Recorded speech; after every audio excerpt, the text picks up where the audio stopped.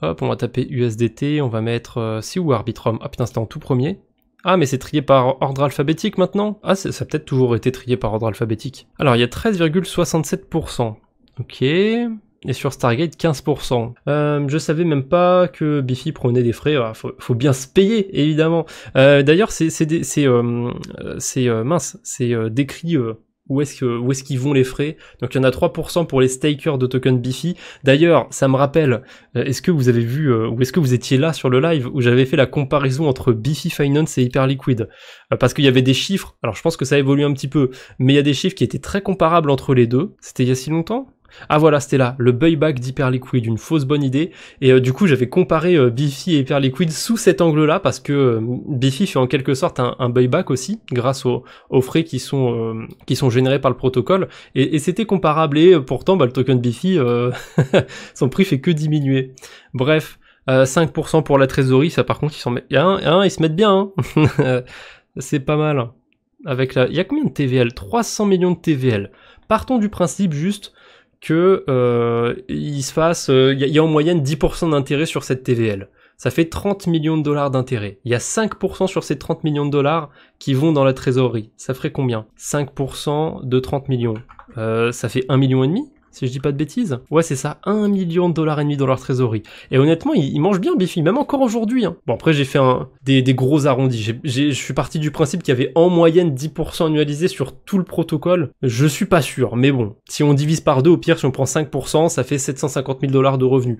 Ils sont pas tant que ça en plus. Honnêtement, je pense qu'ils se mettent plutôt bien. Mais leur trésorerie, elle est accessible. Ils sont transparents là-dessus et j'ai l'impression qu'il y a pas, ça bouge pas beaucoup en fait. Ils sont pas comme Pump.Fun à vendre tout le temps. Donc ils holdent 6 millions de tokens. Ils holdent aussi 3000 Bifi. Ce qui est beaucoup, hein. Je sais plus combien, je crois qu'il y a 10 000 Bifi, donc c'est un tiers de la supply, je crois. Ah, ils ont des fonds managés par un market maker, ok. J'en apprends tous les jours. D'ailleurs, ils ont plus des fonds sur la UOB EcoChain. Ils ont encore des fonds sur Chronos. Ils ont 400 dollars sur Chronos, dis donc. Le problème, en fait, c'est que comme ils vont récupérer de l'argent grâce aux frais qui sont réinvestis et tout, ils vont récupérer plein de tokens de merde par-ci par-là. Bon, ils ont plein de stablecoins, de l'Ether et tout dans leur trésorerie. Ils ont 2 millions de dollars de BTC. Putain, ils ont 15 bitcoins. Ah, les salauds.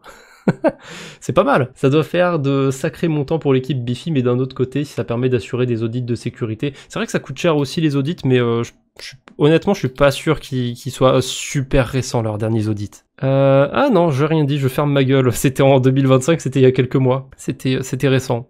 Et ils en ont fait en 2024, 2023. Bifi, qu'on le veuille ou non, bon, honnêtement, je trouve toujours qu'ils prennent des frais un peu élevés. Mais ils ont jamais été hackés, Bifi. Attendez, on va aller voir sur DeFi Lama. Mais j'ai pas le souvenir qu'il y a eu un hack. Pas de hack a priori sur Bifi, à ma connaissance. Ils ont une trésor. Par contre, le token, je suis désolé, mais voilà, ça a prouvé que le buyback, c'est pas suffisant pour qu'un token s'apprécie sur le long terme. En fait, le token, on s'en fout qui performe ou pas. Ce qui compte le plus, c'est que le protocole, il arrive à générer des frais pour survivre.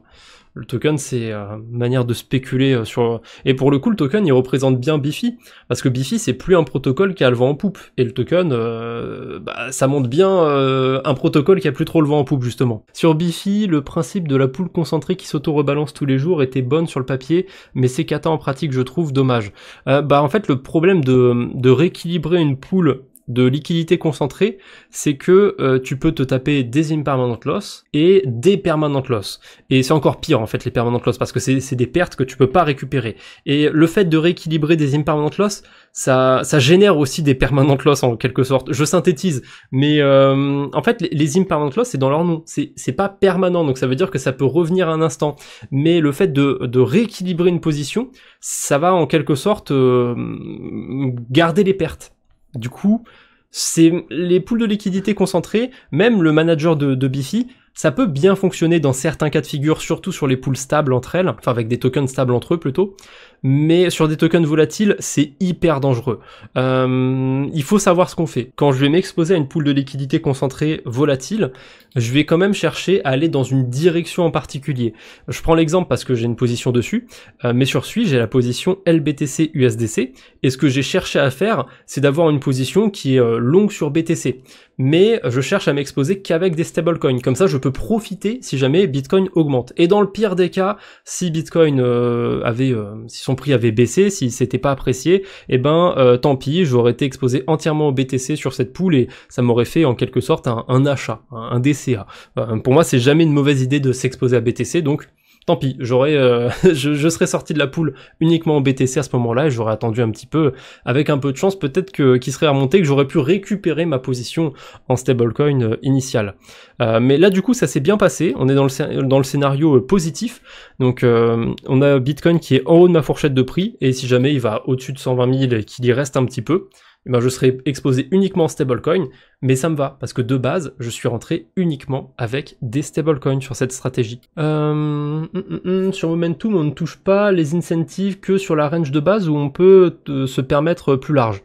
Il me semble, mais j'ai pas fait de calcul précis, j'ai pas la certitude, mais il me semble quand même que les récompenses bonus sont distribuées de la même manière que les frais. C'est-à-dire que plus tu vas prendre une fourchette serrée, plus tu auras de récompenses. C'est pas comme sur Uniswap, sur Unichain, il me semble, c'était Notebot qui m'avait dit ça, que on peut se mettre sur la range 0 plus l'infini, et avoir s'il y a 10% APR affiché, on a 10%. C'est pas juste pour ceux qui ont les liquidités les plus concentrées. Voilà. Après, je suis pas un gros crack autour des pools de liquidités concentrées. Si vous voulez vraiment mettre à fond les mains dans le cambouis, il y a vifat.io qui est pas mal pour ça. Et il y a des stratégies de fou furieux qu'on peut imaginer là-dessus. Et pour vous donner un exemple, pour imaginer un petit peu ce qu'on peut faire par exemple sur Vifat, en fait, on pourrait automatiser certains trucs. Par exemple, là, ma stratégie, je vous l'ai expliqué, avec la pool BTC USDC, je cherche en quelque sorte à farmer avec mes stablecoins, mais prendre quand même en même temps une sorte de position un peu à la hausse sur BTC. Sauf que si Bitcoin il va à 121 000 $ et que je dors à ce moment-là, je vous expliquais que je serais uniquement exposé en stablecoin et ce serait le moment idéal pour moi de sortir et entre guillemets de clôturer ma position, de récupérer mes gains sur cette position. Mais si ça se trouve, le temps que je dorme, Bitcoin il va redescendre, il va revenir dans ma fourchette de prix à genre 118 000, 115 000 $. Allez, peut-être même, admettons le pire des scénarios, il redescend même en dessous de ma fourchette de prix et du coup je reviens et je suis exposé entièrement en BTC. C'est vraiment le scénario qui m'intéresse le moins. Eh ben, sur Vifat, ce qui est intéressant, c'est qu'on peut mettre des ordres limites. Donc ça veut dire que dans le scénario comme ça où je me couche et que Bitcoin atteint 121 000 $, eh ben je peux mettre un ordre limite. Si BTC atteint 121 000 $, boum, ça clôture ma position et j'ai le choix de sortir dans le token que je veux. Hein, si je veux, je peux même sortir en Ethereum, vraiment ce que je veux. Et là, du coup, dans ce cas-là, je pourrais sortir uniquement en USDC et clôturer ma position. Bon, et en plus, de toute façon, c'est pas un trade parce que si Bitcoin il est au-dessus de ma fourchette de prix, je ne suis plus exposé à BTC. Donc qu'il aille à 121 000, 125 000, 130 000, ça changerait rien pour le coup à ma position. En fait, ce qui serait embêtant, c'est s'il revient dans ma fourchette de prix, ça m'embêterait du coup de fermer ma position à ce moment-là. Parce que là, je génère des frais, je génère des points sur le protocole, et en plus, les frais, ils me payent très très bien pour le coup en ce moment. Mais ouais, ça pourrait être sympathique d'utiliser des pools du coup plutôt sur Base, sur des écosystèmes compatibles avec Vifat pour faire ce genre de stratégie. C'est vifat.io. Il en est où le wallet de Chantal? Tiens, on va aller voir ça vite fait. Est-ce qu'il est sur un nouvel ATH? Vu qu'Ethereum a bien performé, ça a peut-être propulsé le Chantal Wallet, le Chantal Index. Non, il avait été à plus de 18... Ah, quoique, il y a quelques jours, il était à 18 000 $. Ah, 18 500. Ah, il y a potentiellement eu un nouvel ATH, mais de pas beaucoup de dollars par rapport à... C'était il y a quoi? Il y a plus d'un mois déjà. Alors là, du coup, j'ai plus qu'une moyenne maintenant, mais c'était vers le 14 mai. Là, ça me dit 17 750 $, mais on peut retrouver je crois que c'est le DeFi Actu où j'avais montré que le AZK Index était fait liquider. J'avais dû montrer le Chantal Index, il me semble qu'il était à son ATH, décidément. Et il était à plus de 18 000 $. Donc, a priori, nouvel ATH récemment tapé par le Chantal Index. Incroyable mais vrai. Voilà, Chantal AZK. Par contre, je vais quand même dire en ce moment... ça stagne un petit peu, hein. C'était censé quand même faire x10, je vais pas faire mon rabat-joie, mais bon, pour l'instant on est quand même sur un plus 75% depuis le début, comme quoi j'aurais mieux fait d'arrêter de faire mes conneries sur la DeFi et juste d'ouvrir un bon long x5 sur AAV. Voilà. Bon là, AAV sur 7 jours par contre c'est un peu dans le rouge, mais toujours en plus 143%. Tout est revenu dans le vert. Ah non, il y a Peak qui est toujours dans le rouge. Par contre, Optimism et Wormhole sont revenus dans le vert, incroyable mais vrai. Ça donne envie de shorter du coup Wormhole. Mais je vais pas le faire, Scallop par contre, pas terrible. Euler non plus. Mais Euler d'un côté, le token il est trop valorisé pour ce que c'est. Euler, Euler quoi. Je sais pas, j'ai du mal avec Euler. Je sais pas pourquoi j'aime pas Euler. c'est comme ça, c'est plus fort que moi. Bon, en tout cas, pas mal. Et je suis content aussi, j'ai bien pondéré le Chantal Index. Hein, parce que si j'avais tout mis de manière équitable, ça aurait peut-être été un peu moins performant.